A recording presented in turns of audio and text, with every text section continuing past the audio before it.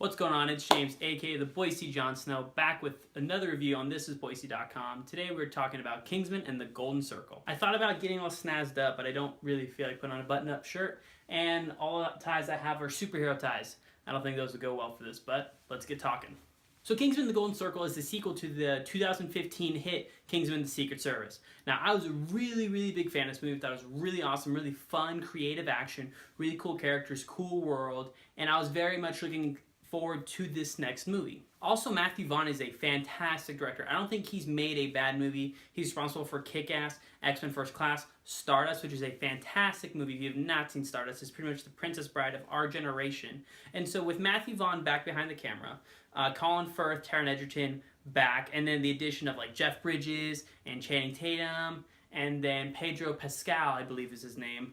Like, this was just going to be an awesome movie, and plus they already built such a cool world in the first one that now they're just exploring the world, and that's great. So I was so looking forward to this movie, one of my most anticipated movies of the year, and I went in with open arms.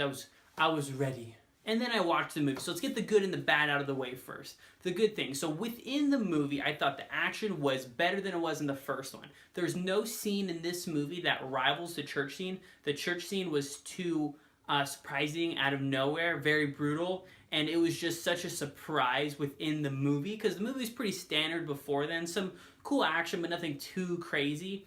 But the church scene was just so out of nowhere that you can't replicate that.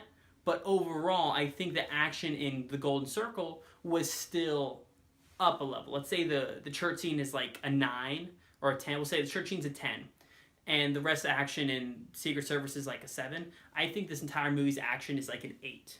So it's better. It evens out to be better action. There's some really fun, cool, creative stuff within it. Elton John had an action scene. I never knew I needed that in my life until I saw it, and I'm so glad it happened. Thank you, Matthew Vaughn, for giving me Elton John kicking ass. It was amazing.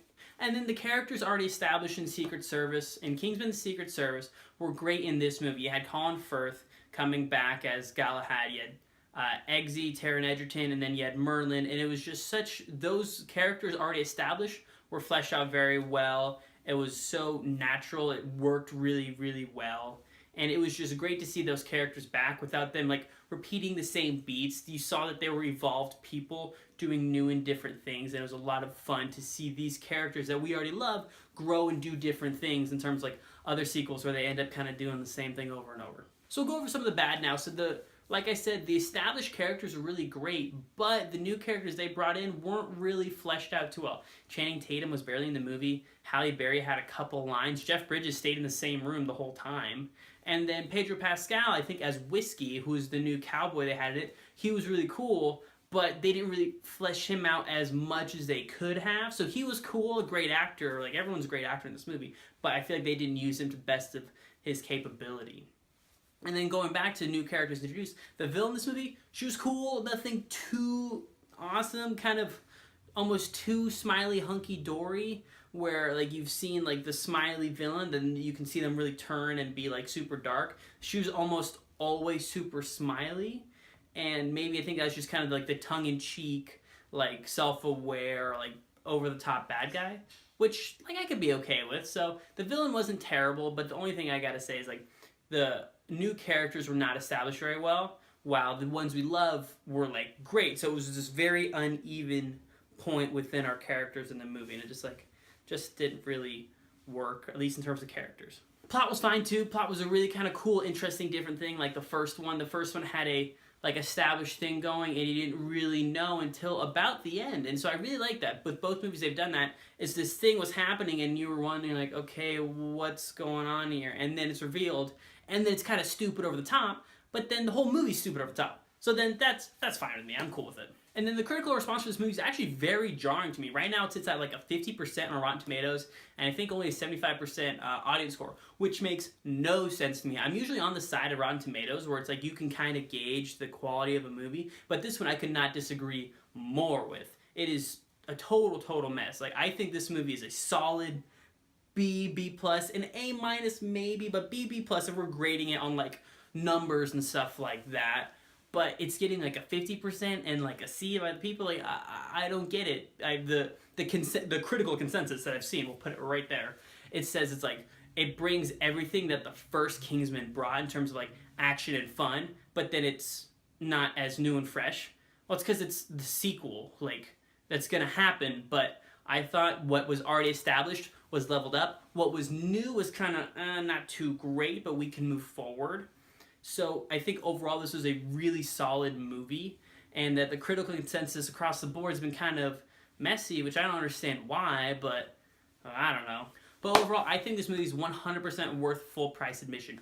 Go see it, take your friends. It's still the goofy, over-the-top action. There's some kind of crass humor. There's some good stuff all around. Taron Egerton is so watchable. All these characters are so watchable. I almost cried at one point, and like that may be because like I'm just super crybaby. I'm a weenie because we saw it, and I'm a helpless romantic. So like whenever like next rom-com comes out, like I'll be swooning or whatever, something like that. You know, I know who I am. I own that. But on the real, I think this movie's worth full price admission. Go check it out. With all that being said, if you like what you saw or heard, please hit like, subscribe, comment. If you disagree with any of my words and or hand gestures, please politely leave your comment below. Like, talk some smack, bring it. Like, I can say words too. Like, let's go, let's duke it out. Or if we just want to compliment each other and say, you know, how nice this jacket is on me. Because I do think I look good in this jacket. There's a picture on Instagram. Just, you know, throwing that out there. So, so that wraps up this review. So I hope you guys have a good day. I'll see you next time.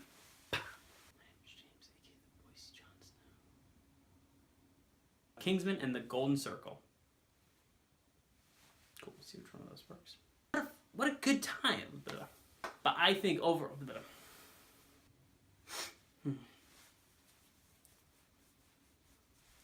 Neck's itchy. Gotta stop touching my hair. Subscribe, like, comment, tell me what you think. If you have to debate, like... Damn it. That wraps this up, so damn it.